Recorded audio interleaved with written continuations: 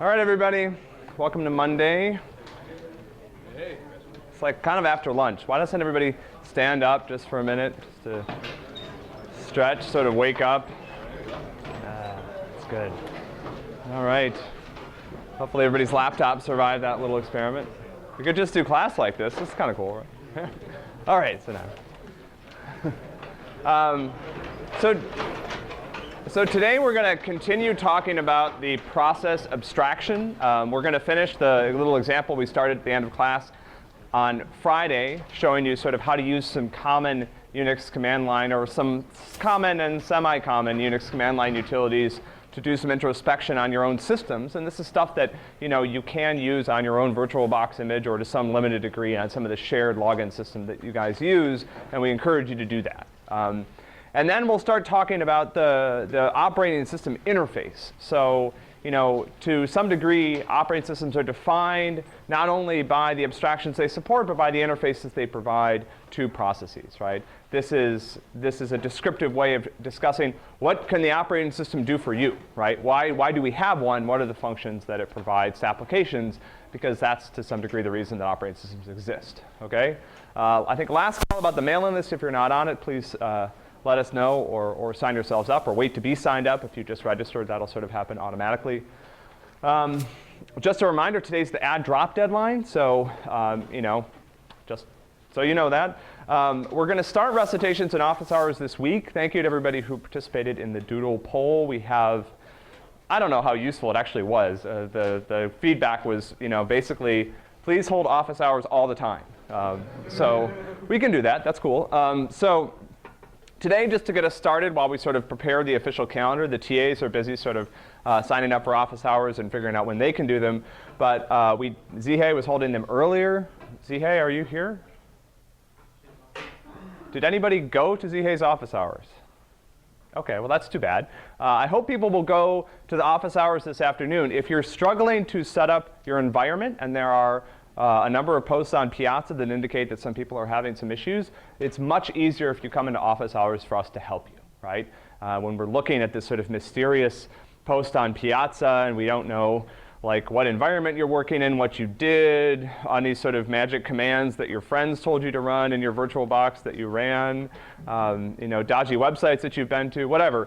It's much easier if you come in for help, and then we can be right there. And a lot of times stuff that will probably take a long time to resolve on Piazza can be resolved quite quickly, right, in office hours. And that's true of a variety of different programming bugs you guys hit throughout the semester, right? Don't wait on Piazza for someone to sort of, have some sort of perfect mind meld with you, right? Like come to office hours, and one of the TAs will help you with that. So we're holding them again this afternoon from 3 to 6. Guru will be there from 3 to 5, and Jinghao will be around 4 to 6. We're going to try doing them in the second floor lounge of Davis Hall. Does everyone know where that is? It's kind of where all the windows are at the end of the second floor. I'm hoping that we can use some of the tables there, allow you guys to spread out. The TAs will be able to sort of circulate. So just sort of come in and sort of colonize that area, right? It's not technically where we're supposed to be holding office hours, but we'll see how long we can get away with it, because I think it's kind of a cool place. So the extra recitation that we've been able to squeeze out of the department is going to happen on Wednesdays from 4 to 5 p.m. That's just the time on the doodle that the most people said they could make. I'm sure not everybody can make it, and I'm sorry if you can't make it, but this is the time it's going to be held. Essentially what this will be, I don't know where it's going to be yet, and probably kind of the approach we take is going to depend on the room size. But what I'm hoping we can do is sort of essentially have the TA who's holding recitation that week do the recitation, but then if it's a large room and if there's a lot of people coming, we might try to have some of the other TAs there for sort of more hands-on help, right? So it'll be some weird, unstable blend of a lab and recitation, right? And but there will be another sort of time you guys can come in and get help. Sorry, there are a lot of announcements today. So after class, how many people still don't have a partner? There's a couple of you. OK, awesome. So please meet me outside class. We'll sort of bang your heads together and try to form at least one or a couple of groups. And hopefully, once you guys are all partnered up, you can get started, right? So I don't want that to be a bottleneck. But please, if you don't have a partner and you're interested in meeting some people who are in the same position, just linger after class for a couple of minutes, and we'll work on that. OK, slides will be online, I promise. We'll work on that this week. And In the meantime, the videos are available. The playlist is being updated. I'm trying to have the video sort of updated and ready within 24 hours of class. So, subscribe to the playlist and keep your eye on it, because that is a way to get a hold of some of that information. I know it's not as good as the slides. It's just different, right? But just use that in the meantime. All right. Any other questions about sort of administrivia stuff? OK, sweet. All right. So finally, I just wanted to mention this. I don't think I went over this at the beginning of class, but I don't have a curve in mind for this course, right? If everybody in here got an A, that would be awesome, right? And I would defend those grades to anyone who asked. I would say I had an awesome group of students. They all worked their butts off, and they all made a grade of A, right? When I started at Harvard, my advisor was from Berkeley, and he used to use this term. At Harvard, everyone always talked about getting A's, right? How many people have talked about, I got an A in the class, right? Is that the phrase you would use? That's the kind of so that sort of like implies that there's this limited number of A's, right? Like I've got a little, every semester the department gives me a certain number of A's that I can hand out, right? And that's not how it works, right? Like I have an unlimited number of A's, right? And I would really love for you guys to make an A, right? So I always, it sounded weird to me when Matt started using that terminology, but I like it because it implies that you guys are in control of this, right? You're not just wresting a grade away from me, you're creating your own grade, right? And if everyone in this class creates a grade of an A, everyone in this class will receive the grade of A, right? And again, we're trying to put together a lot of resources to help you guys out, but there is no, I feel no need to sort of squeeze this class into some sort of bell-shaped looking thing so that it looks like other courses in the department. I don't care, right? I would be really happy to give out all A's. However, as the years have gone by and we've calibrated the course grading a little bit, if I have to, I will also give you all C's, right? Like I don't have to give any A's, right? So after a couple years, we have a better idea, sort of an absolute standard of what a good grade in this class looks like, and this year we will be sort of using that as well. So any questions about this? Sweet. OK. Yeah, Piazza.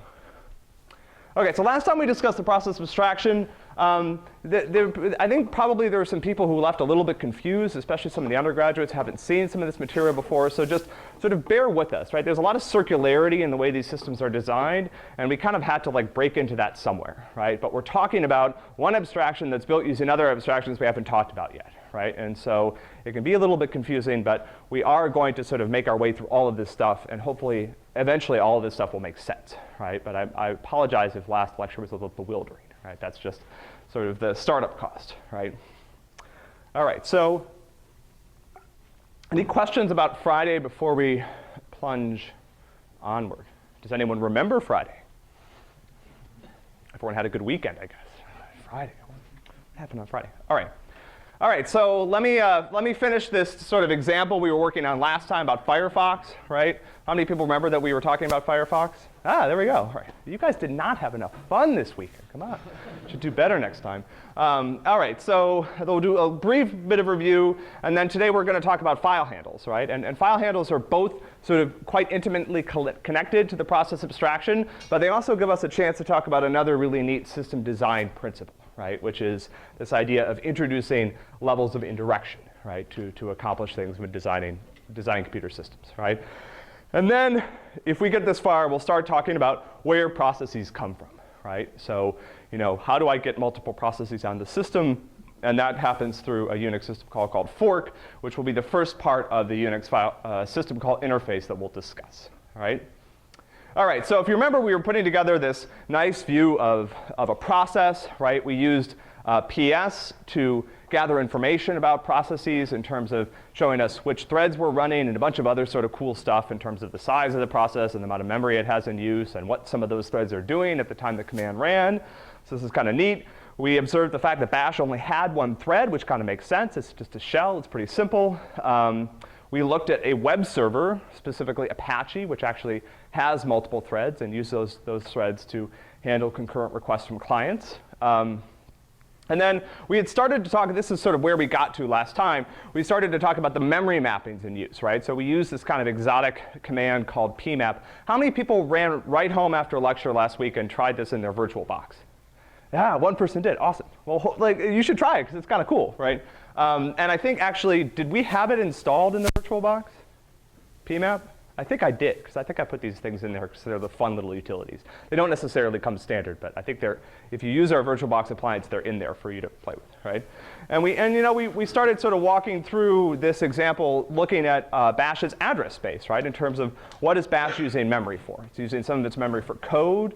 It's using some of its memory to store variables and other things that store state about Bash. And then it's also loaded some shared libraries, in particular the C library, which it probably uses for things like string parsing and other stuff like that, right?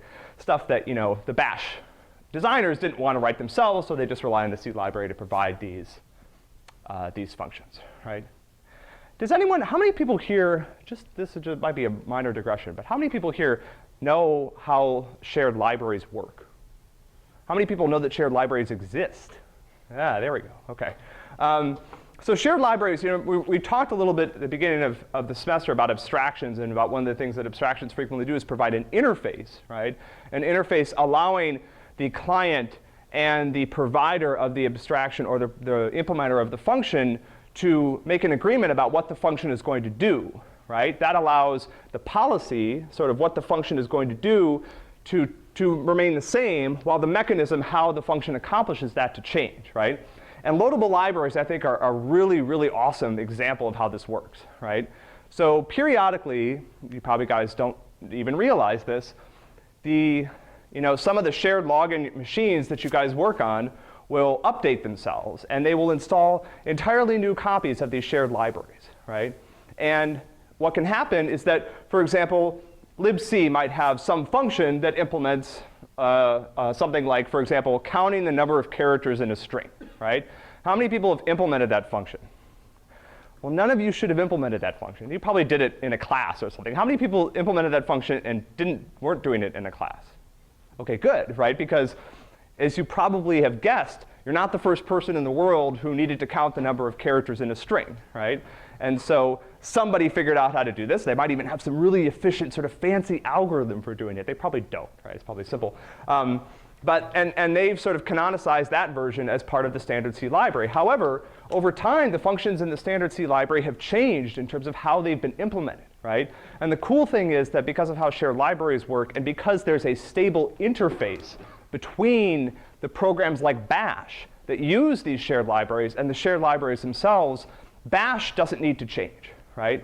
So tomorrow, if I came up with a new, really, really efficient algorithm for, I don't know, concatenating strings or whatever, I could, submit it to the C library. It might become part of the shared library. And the next day, every time Bash called that function, it would just be a little bit faster, right? But Bash has no idea that anything's changed. It might notice that the function's a little bit more efficient. But that's the great thing about interfaces, right?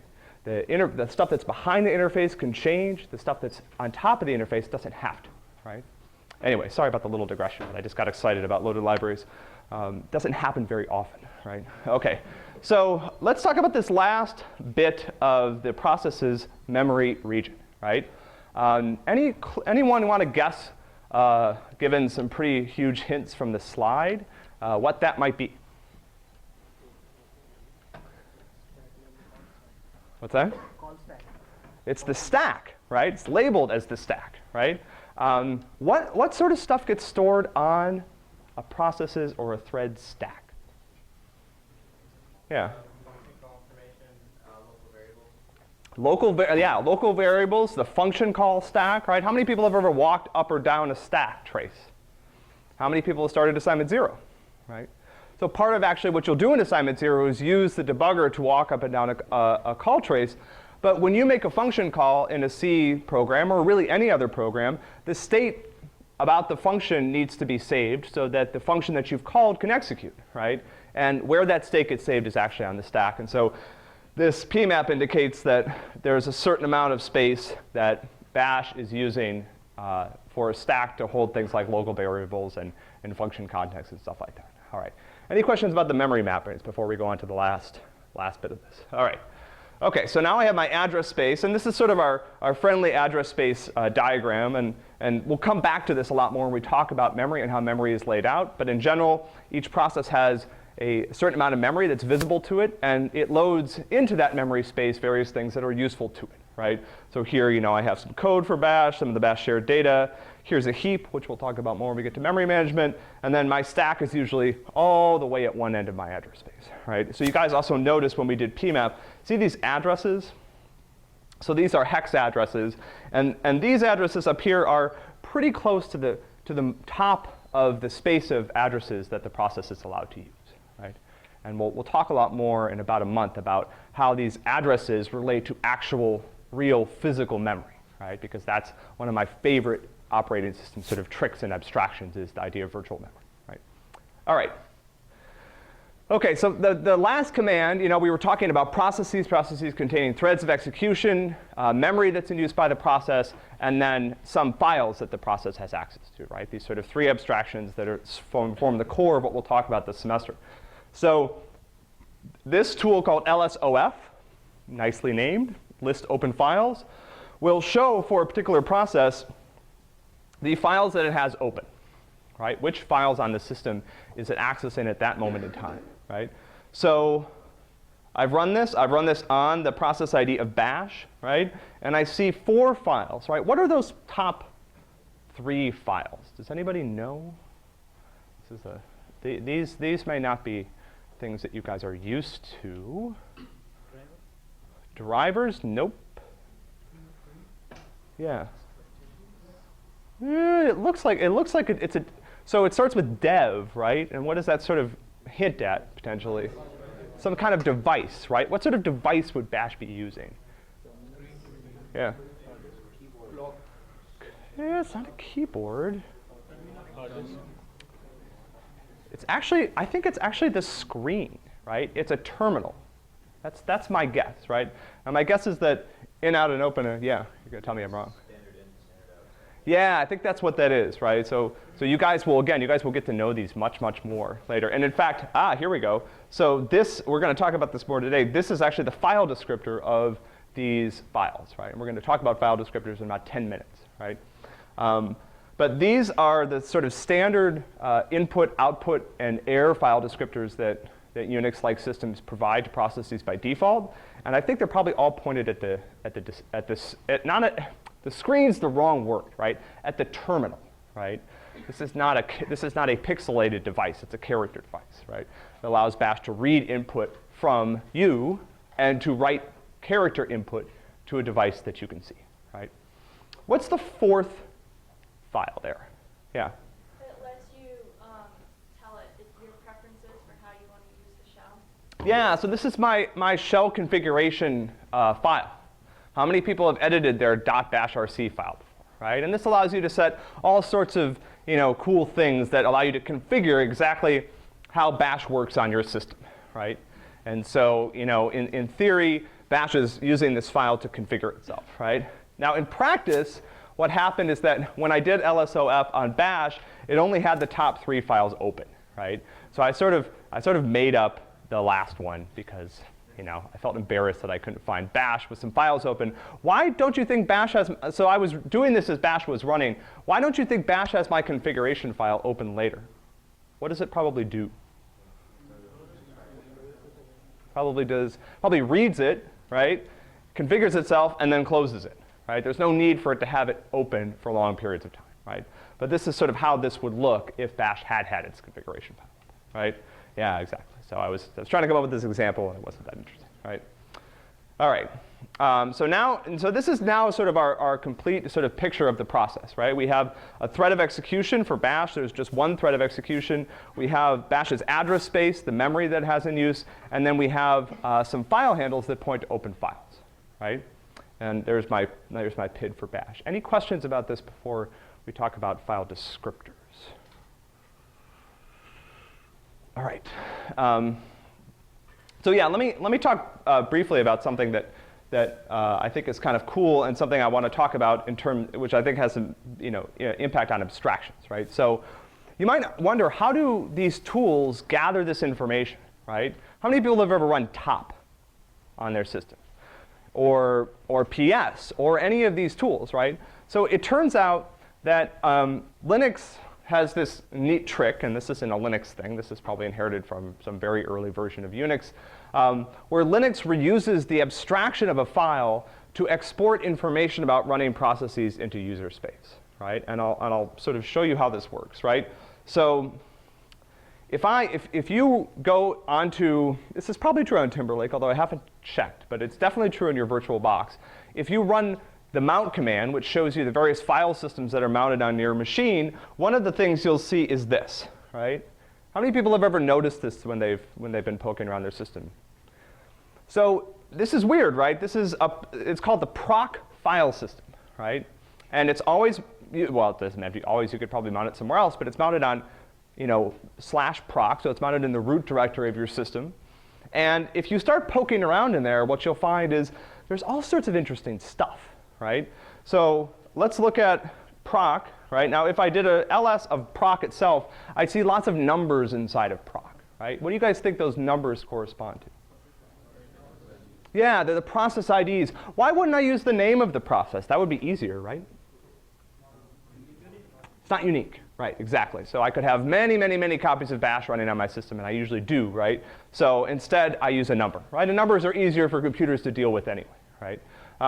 So what this is showing me is it's showing me all the information that the system knows about this process 7615, right? And there's all sorts of interesting things in here, right? What do you think this is? CMD-LINE. This is actually stores the command line that the process was invoked with. Right? So if you want to see how a process was run, including all the arguments and things like this, it's all stored in here, right? Let's see here. What about FD info? Something about the files, right? I actually don't even know what's in some of these, right? Maps I would make a guess about. What about this? SCHED. Something about its scheduling priority, right? Some information about how the process is actually scheduled. So these things look like files, right? ls is a tool that you use on your system to examine files. Are these actually files? That's my question. Yeah, it turns out that proc is funny, right? So proc is what's called a pseudo file system. And what it means is that proc looks like a file system, and tools like top and ps and lsof, they treat proc like a file system. They walk through proc and they figure out all the processes are running, and they parse these files and figure out how to display that information to you in a nice way, right? When you guys run top, top just sort of paints periodically, right? Like you run it and it kind of goes chum, chum, chum. Every time it does that, it's reading through the entire proc file system and pulling information out and updating the display, right? Now, the thing that's cool about proc is these files don't actually exist anywhere on disk. What the operating system is doing is generating the contents automatically when they're requested, right? So when a process tries to read one of these, the operating system fills in the necessary information correctly and hands the data back as if it was read from a file, right? So this is not unusual. And in fact, when we come back to talking about file systems, we will talk about many, many different ways that operating systems abuse and sort of reuse the file abstraction to export other information, right? So this is an example of an abstraction that was so useful that the operating system found other ways to use it to provide other information, right? So it's kind of neat. All right. So we're at this point now where I've told you at least, and you don't have to believe me yet, that threads sort of store state about the process. Address spaces are used to configure the memory that each process uses. Files are used to abstract the disk, right, to control how the process has access to disk blocks. And what we've just talked about is like a file-like object, right? So the proc file system contains what we would call file-like objects. They support the file system interface, but they're not actually files, right? There's no disk blocks that are devoted to storing this information, right? All right. I don't want to do too much review today, so. Does anyone have any questions? I know sort of like it's been like a lecture and a half worth of stuff. All right. We talked about IPC, we talked about protection, and we talked about the file system abstraction. All right. So let's keep going. The big thing that we want to do today, right? The big new piece of information I want to cover is I want to update our view of the process, right? So this was the view that we had right now, right? where we had a process consisting of multiple threads, an address space that has information about the memory, or it's where you can think of it as a big chunk of memory that a process uses to store information, and then some number of files that the process has access to, right? And we talked about file handles as a way of giving processes access to this information, right? So in order to make this make more sense, and before we can talk about fork, I need to update this model slightly, right? So the actual way that the operating system provides access, or the way that processes organize information about the files they have open, is through what's called the process file table, right? The process file table is private to each process, meaning that it's not modifiable by other processes, but it is shared by all the threads within the process, right? And the file table, you can think of the file table as a couple of things. First of all, the file table gives processes a way to access files without relying on file names, right? So remember, computers tend to be bad with names, good with numbers, right? So how many people have ever opened a file on a Unix-like system, or called some sort of open command that gave you back a file descriptor-like object? And what is a file descriptor? What is it? I mean, it's a handle to a file, right? It allows the process to identify that file, but fundamentally, what is it? It's an int. It's just a number. So when you call open, .bashrc inside bash, what the open call returns is actually just a number. How is that number used by the process? Anyone have a guess? So I call open, I say open foo.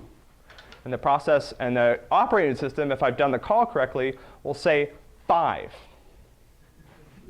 That's actually what it says, right? So what do I do with that information?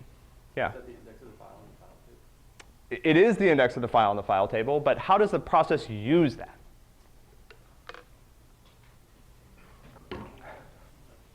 So again, I want to use a file. I want to use the file foo. I open foo, operating system says 5, right? Yeah? Is that number used to change the file from its address? I think I can work with that answer. So what do you mean by page? Loaded into memory? It could be, but it's sort of a simpler answer. Please, I know number. Well, that's what it is, but what am I going to do with it? Reference to a file object. Well, that's also what it is, but what am I going to do with it? I would probably need to write down 5 in order to use this file. Why? Yeah? You can use the same file descriptor continuously and make any updates or anything you want to do on the file. Right. So that number, yeah. So the operating system is going to change that number without telling me. And in fact, it won't change the number at all unless I ask it to. But what? Yeah, what system calls would I use that number in? No, open gave me that number, right? Yeah. Open 5.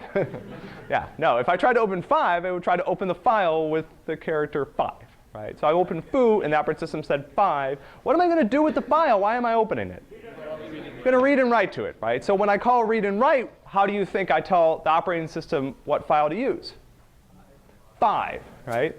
So the initial call to open sets up a mapping in this file table, right? It sets up a mapping between some file descriptor, which is just an integer, and a file name or a file object, right? And I want to be careful about saying file name, because if I open certain types of files on the system, the name is kind of meaningless or whatever. But essentially, it gives me access to some file object, right? And in the examples we're going to talk about, you can think of that object as representing some information that's stored on disk, right? That I am now going to modify or just consume, right? I'm going to read from the file, right? So it turns out this file descriptor, blah, blah, blah. How far did we get here, right? So now what you see I've done here is I started here, right, where essentially I had one level of indirection between a file handle and a file object. And now I've created this new level of indirection. So I give the process the permission to access this file given this number, right? That number is, again, private per process. And so I map a file descriptor to a file handle. The operating system maps a file handle to a file object, and then a file object to blocks on disk, right? But you'll notice what I've done here, before I didn't have this first level of indirection.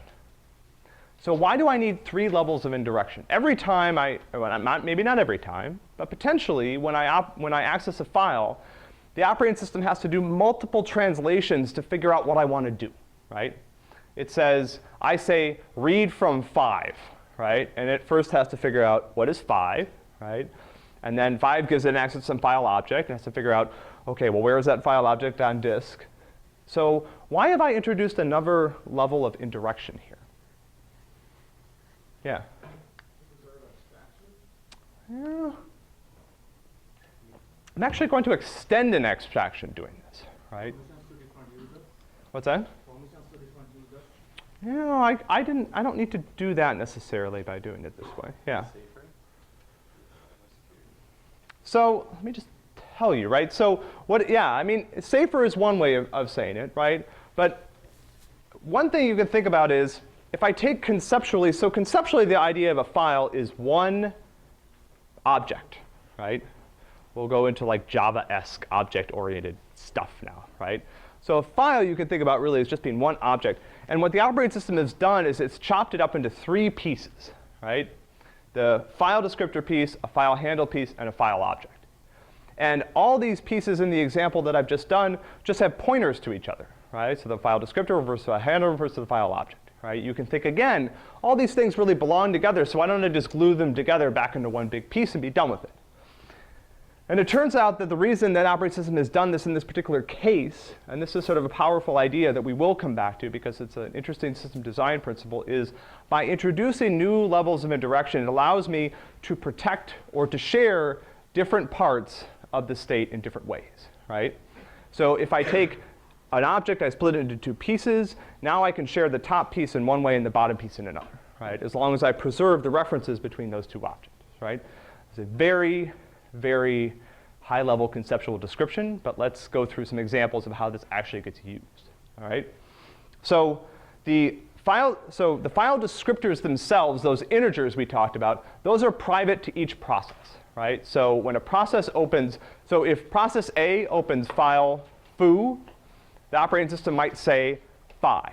When process B opens file foo, what will the operating system say? What's that? Anything. Who knows, right? But it doesn't have to be 5. It could be 10 or 12, right?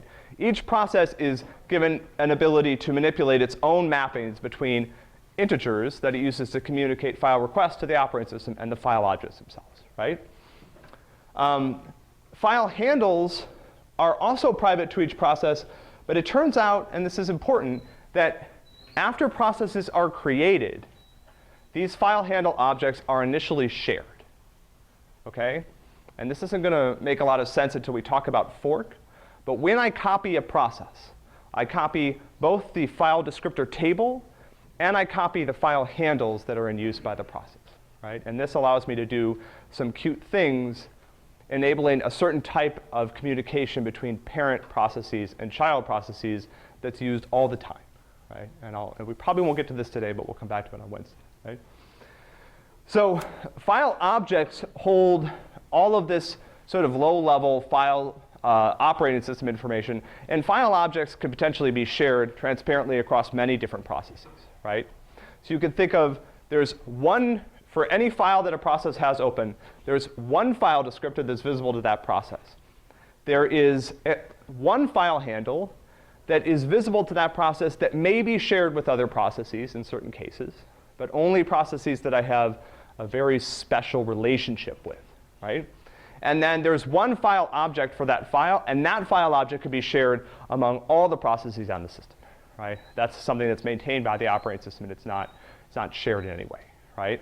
So I've got the totally private file descriptor, totally shared file object, and this file handle in the middle that allows me to share certain parts of the file state with certain very specific semantics, all right?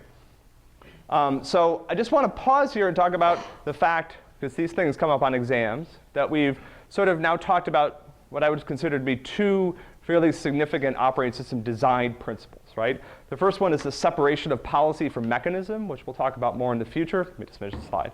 And the second is facilitating controller sharing by adding levels of indirection. And this is something that will come up again. Yeah, there was a question.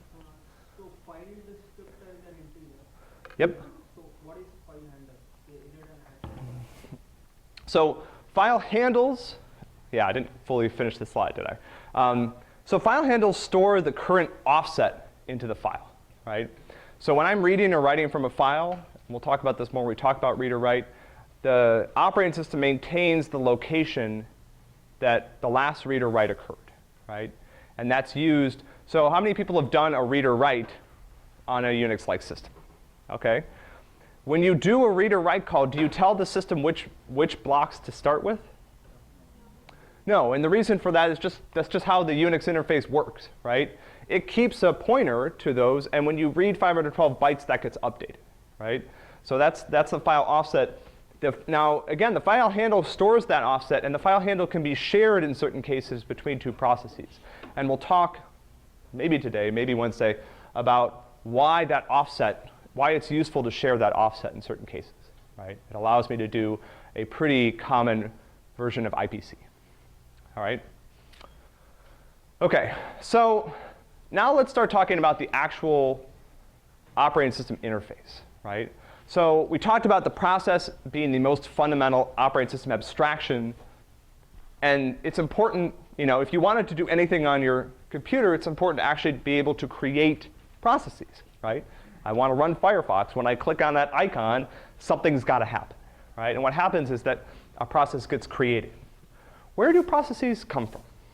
It's like the birds and the bees question of operating system 101. Where do little new processes come from? From the existing process. What's that? From the existing process. From an existing process. That's a, so yeah, that's actually how it works, right? Not two existing processes, right? Just one. It's like the Greek's dream, Just give birth to my own process. I don't need any other processes to help. So fork is the Unix system call that performs this operation, right? Fork essentially, and you can think of fork as a fork in the road, right? Not like something you eat with that has like 4 tines, right? This is like fork, right? Fork starts from one point and creates 2 identical copies of the same process, right? And now it's even weirder, right? Because not only am I creating a new process, I'm creating a new process that is exactly like me, right? Which is even more awesome, I guess. Some people would like that. Right, so fork creates a new process. It's a copy of the calling process, right? After fork, we talk about the two processes as having a relationship. We talk about the parent. This is just sort of standard OS lingo. We talk about the process that called fork as the parent. We talk about the process that was created as the child. Okay? And Unix-like systems allow processes that have this relationship to do a couple of things that are unique to having this kind of relationship. Right? So there's one particular thing that relates to file handles in the file table that we'll talk about that happens during fork that means that these two processes are a little bit more linked than your average 2 processes. Right? So if I've got 2 processes that weren't created, one process that didn't create the other process, they were just created by separate processes, they don't have quite the same relationship as these do. Right?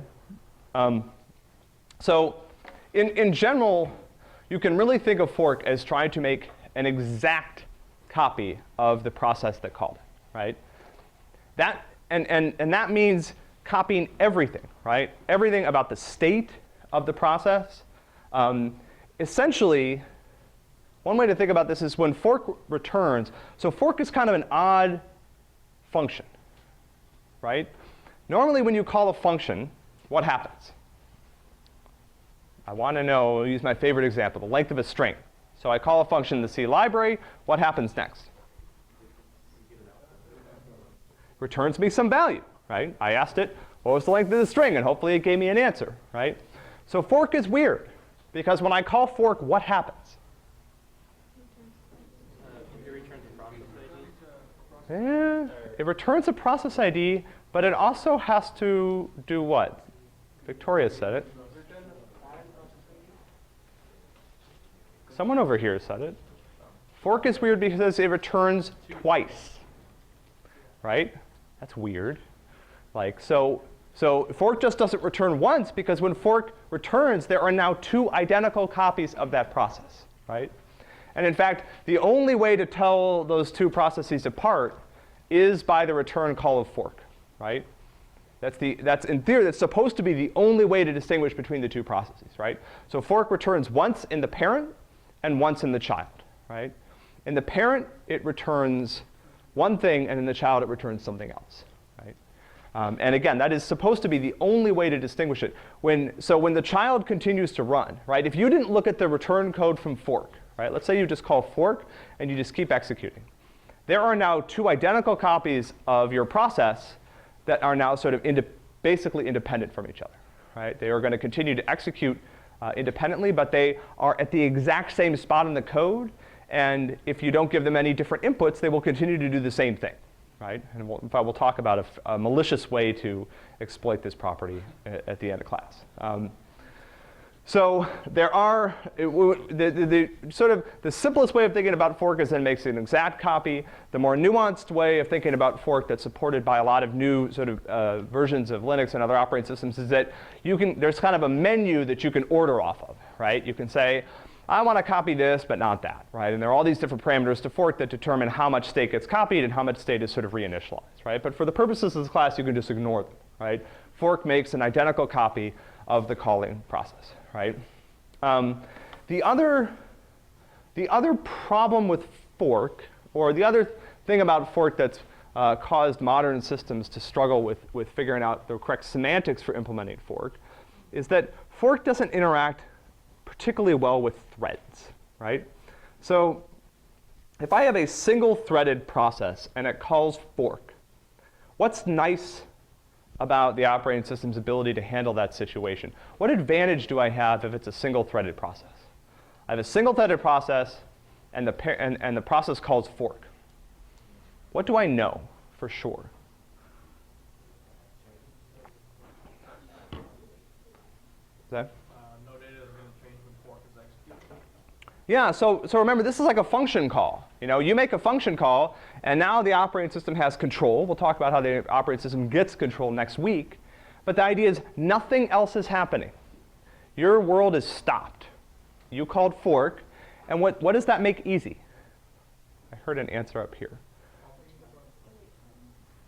Yeah, the child has to wait to run, meaning I have time to copy the state from the parent, right? So it's like, the parent freezes because it made this function call. The operating system can spend as much time as it needs copying everything over. And now it knows that those two copies of the process are identical, right? Why is this more complicated when I have threads? Let's say I have a quad-threaded process. It's got 4 other threads doing stuff. And one of the threads calls fork. Yeah?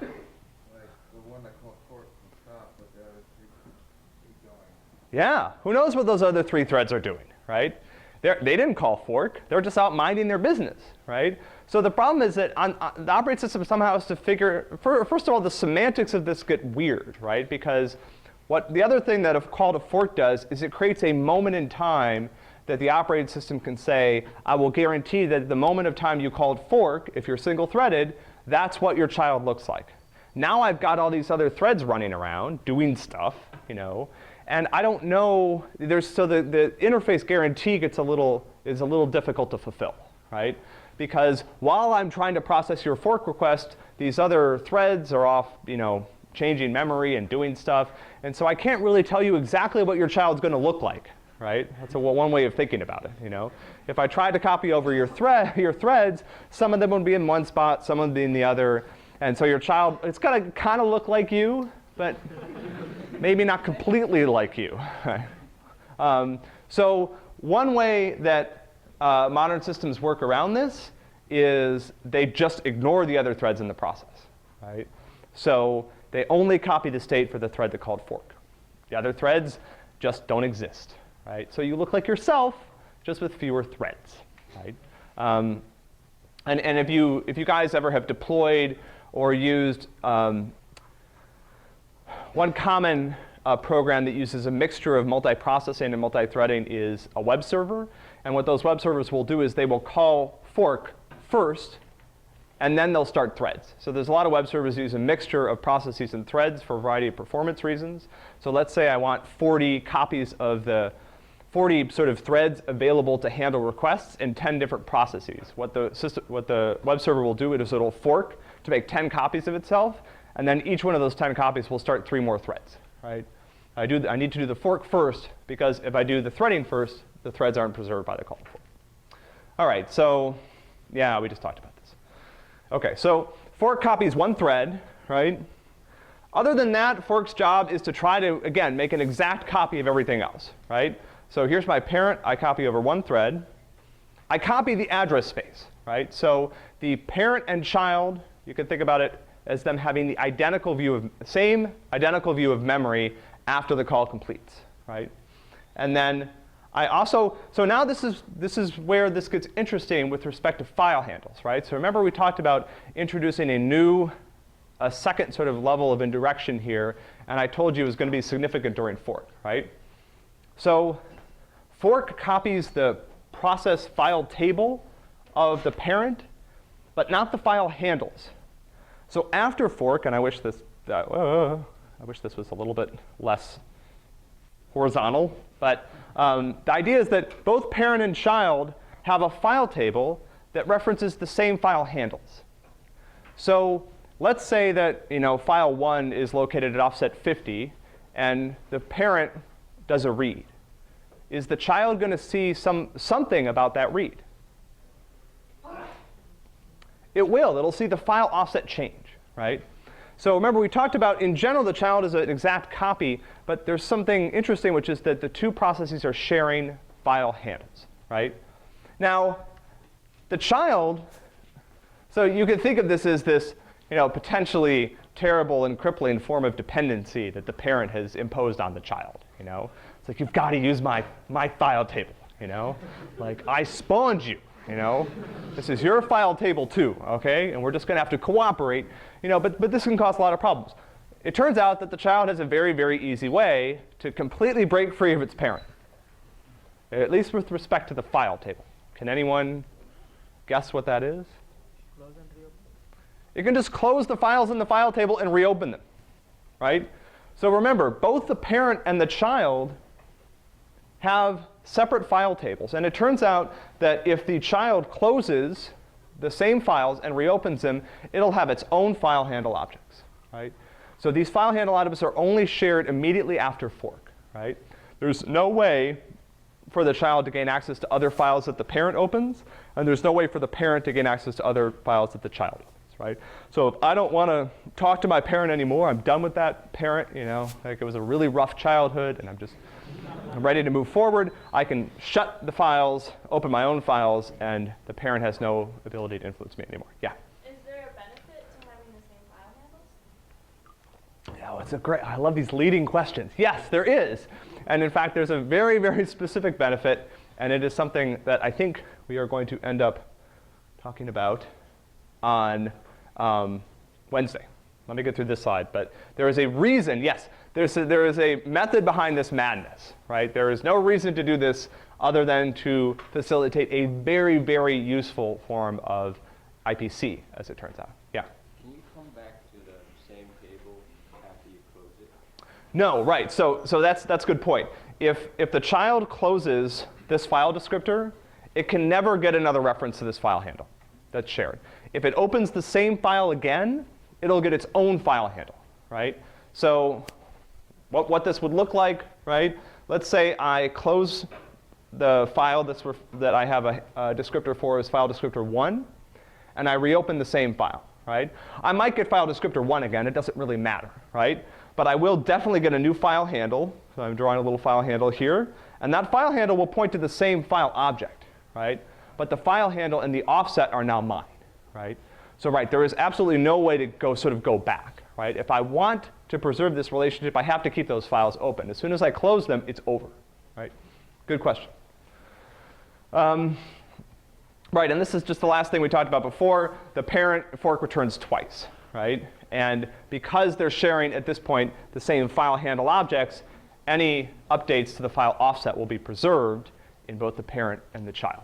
And I will leave you with that very interesting fact, which we will motivate the reason for on Wednesday. All right? We have office hours today. Again, if you need a partner, stick around for a few minutes. We've got office hours today from 3 to 6, Davis second floor lobby. And I'll see you guys on Wednesday.